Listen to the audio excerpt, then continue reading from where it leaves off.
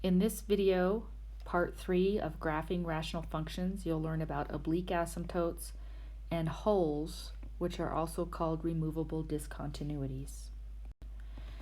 So we learned in the previous video how to find a horizontal asymptote, and just as a refresher, if your degree of your numerator was greater than the degree of your denominator, then there was no horizontal asymptote.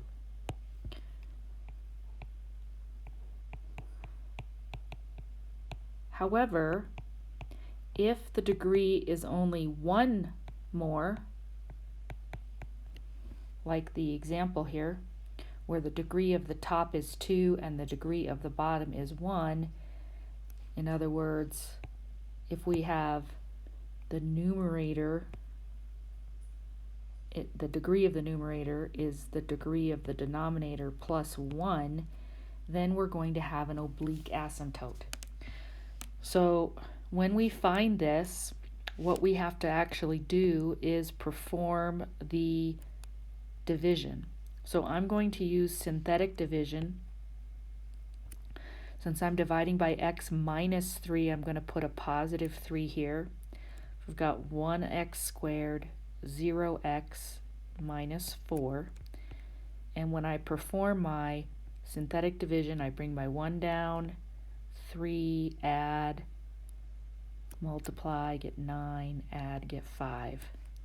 So unlike polynomial division, I don't really care what this remainder is here, but these are the coefficients of my oblique asymptote. So my oblique asymptote is y equals x plus 3. And just so you can see this in action, we know that our vertical asymptote from the denominator is x equals 3, and we've already determined that there is no horizontal asymptote. Now it is possible to cross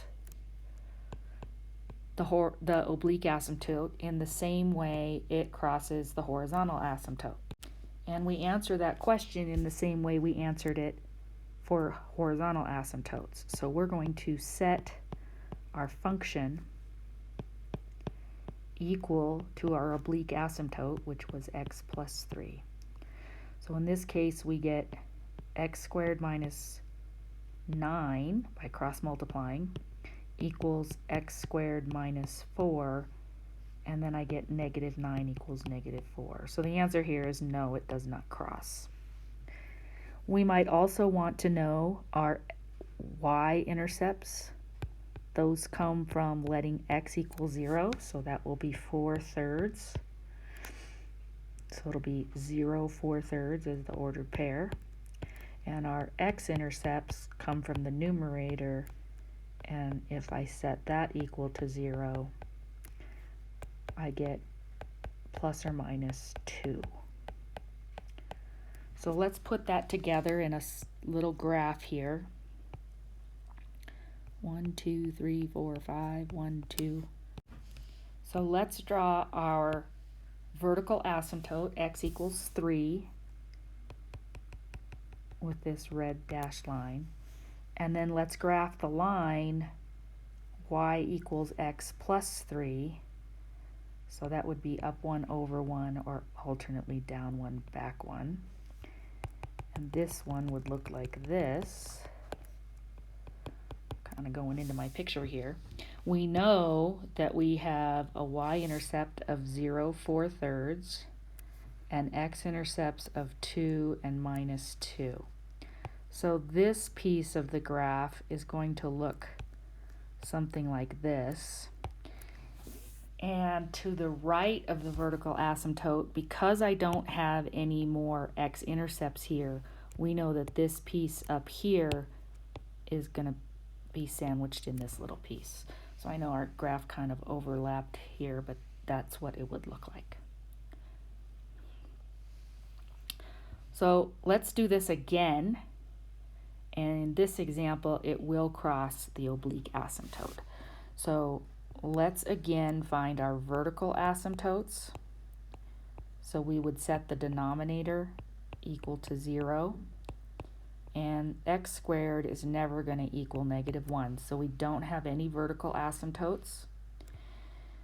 Our horizontal asymptotes, because our degree of the numerator is bigger than the degree of the denominator, there are none.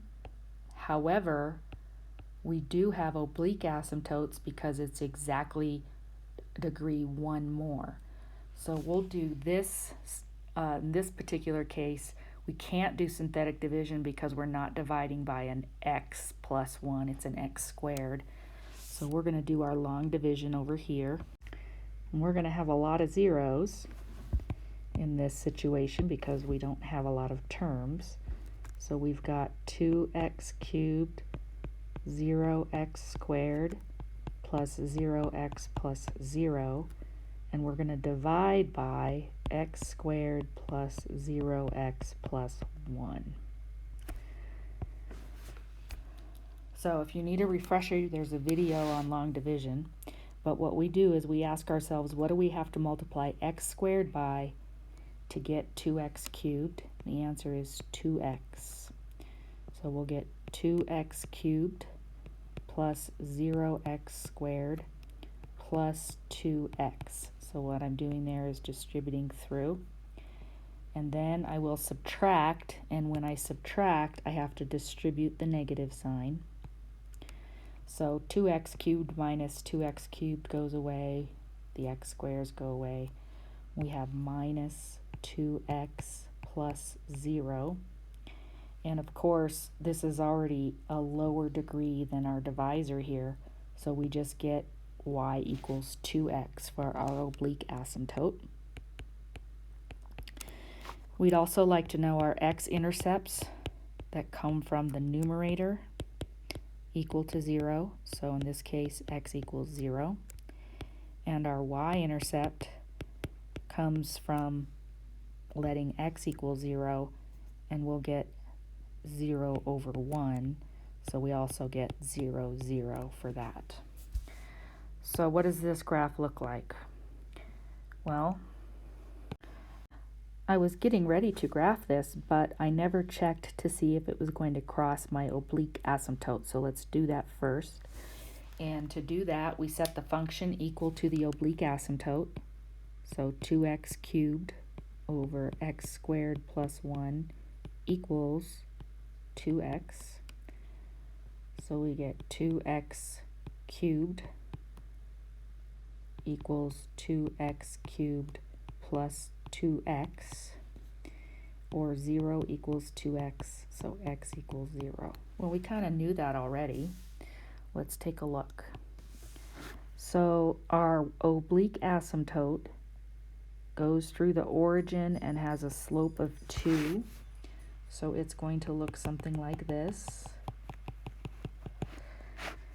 Then we have our intercepts here.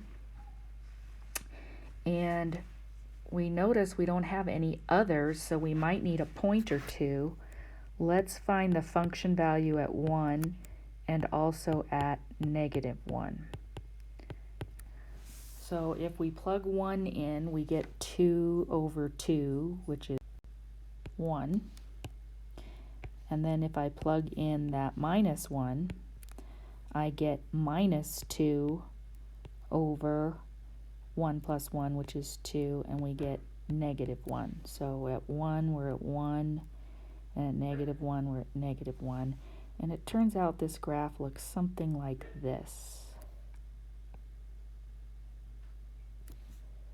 Notice as our x values get larger and larger or smaller and smaller, we are getting closer and closer to this oblique asymptote. Just kind of scoots away from it a little bit there near the origin. Okay, let's take a look at one last thing that can happen in a rational function. Sometimes we're going to have a hole in the graph, and this relates directly to the domain of the function. So if we have a rational function that can be reduced, any factors that you're able to eliminate indicate your x value for the holes, and they are not asymptotes. So if we look at this example here and we factor the top, we get x minus 3 and x minus 2 over x minus 3. Now we notice that we can't have 3 in the denominator